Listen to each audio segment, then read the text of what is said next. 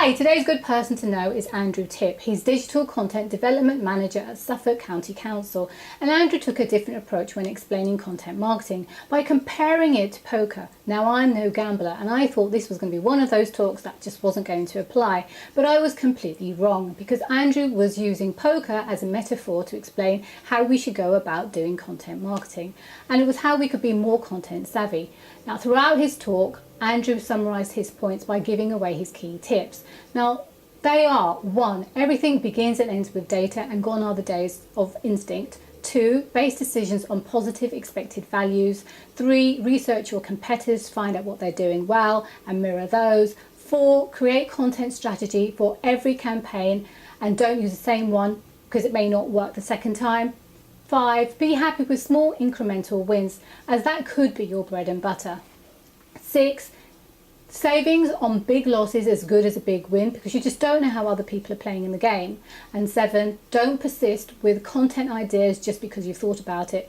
If they're not successful, bin them and go back to the drawing board. Now, I've only touched on the surface of what Andrew says in this video because he does go into a lot more detail. So if you want to know how to produce better content or don't know what kind of strategy you should be using, then I really hope you enjoy this video because it does apply to you, and if nothing else, you'll know how to play poker. So I hope you enjoy this video and thank you for watching. Question: do you need to know anything about poker? No. In fact, the less you know about poker and content marketing, the more credible this will seem. So, well, the point is that inspiration can come from everywhere and anywhere. So if we look at how poker players approach things like data and information and strategy, that can give us a bit of a fresh perspective on how we look at things we do every day. The traditional view of a poker player is this: a kind of cowboy, someone who's instinctual, someone who's reckless, and they're just acting on instinct. Where actually a poker player is more likely to look like this: someone who's, a bit flash, but they're quite studious, they're quite analytical. Multi-tabling online, being very thoughtful, very logical, very analytical. Because they're analytical, they can look at data, and data tells a story. So we can gain a lot of insight from data in poker. It might tell us that basically we're on the right track, we're winning. What is the point of all this? Well, basically everything should begin and end with data as a content marketer, just like it does with poker. And that's very easy to say, but it's quite hard to do, because a lot of us come from editorial backgrounds, creative backgrounds, and all the metrics and all the graphs are quite scary. We don't really trust them, we just want to act on our instinct, what we think audiences will like. But actually, what we need to do is be a bit more analytical. Okay, so let's think about what is poker. And David Skolansky basically wrote the book on poker, and he says it's about decision making in the face of incomplete information. Incomplete, what does that mean? Well, it means that unlike chess, where all the pieces are out on the board, with poker, the cards are face down, well, a lot of them, so you don't have access to all the information. Now, poker players get around this by looking for tells, looking for insight, clues about how people are actually acting and what they want to happen. So they might look at betting patterns or facial gestures. It means that we should focus on the information we have available and make decisions based on that. Like any search engine, we don't know how the algorithm works exactly, but we can look for tells, we can look for blogs, we can look for news of algorithm updates and penalties. And these give us clues about the future of search and the future of how our content is going to be found. Actually, what we should just be looking for the tells, and that will give us the clues we need. Expected value is a mathematical term that gamblers use to describe whether a bet is winning in the long term or losing in the long term. So if you make a bet and it's going to be a winner, it has positive expectation. You might not win all the time, but most of the time you will. If it's a poor bet, you have negative expectation.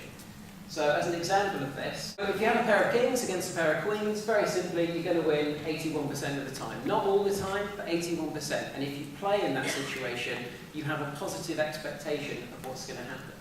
So what does that mean for us? It means that we should make content decisions that have a positive expected value. So often as content marketers, we get focused on chasing quick wins and short-term goals and trying to impress clients with work that's not actually going to meet their needs, where we should be looking at selling clients the long-term value of what we do. Who do you want to play if you're a poker player? Well, you want to play a fish, someone who's out of their depth, someone who's unskilled, who doesn't know what they're doing.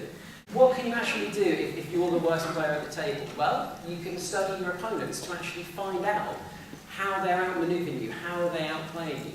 We need to research competitors as much as possible to find out how they're outplaying us. And again, I know from experience that it's easy to kind of be in your own little bubble and think about your ideas and your creative approach and not really consider how your opponents are playing. There's loads of things that we can do by looking at strategies, looking at where people are getting links, where are they getting coverage. Okay, so there are lots of different types of poker players. We looked at the fish initially. There are a few different types here. So the maniac, someone who's loose aggressive, someone who's playing all the time, getting their teeth sunk into things. We've got someone who's very tight, someone who won't give anything away.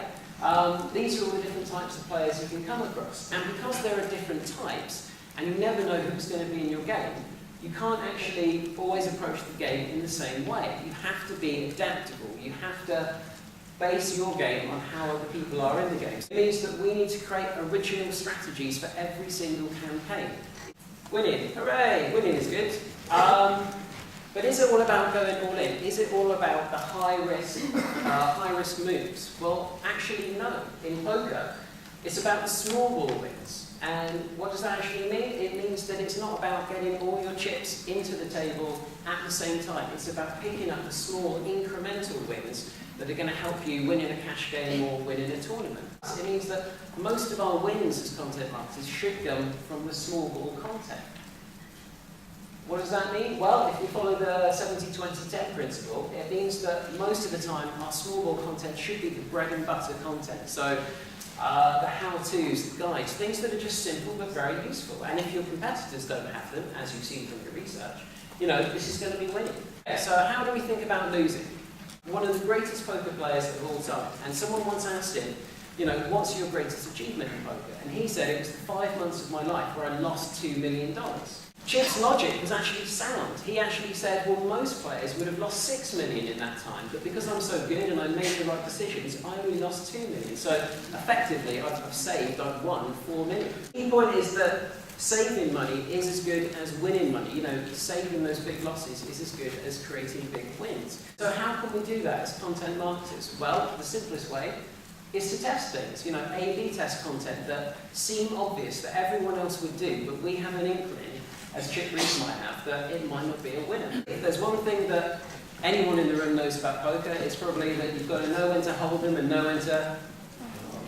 There's a lot of people that don't know when to fold weak hands. They might persist with it because it's been lucky with them.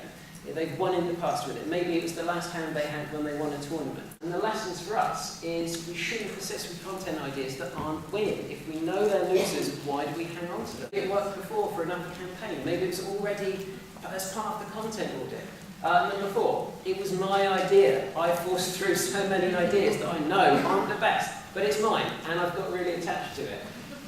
And number 5, it's the only idea. Really, if that's the only reason that you ever run with something, you have to go back to the drawing board.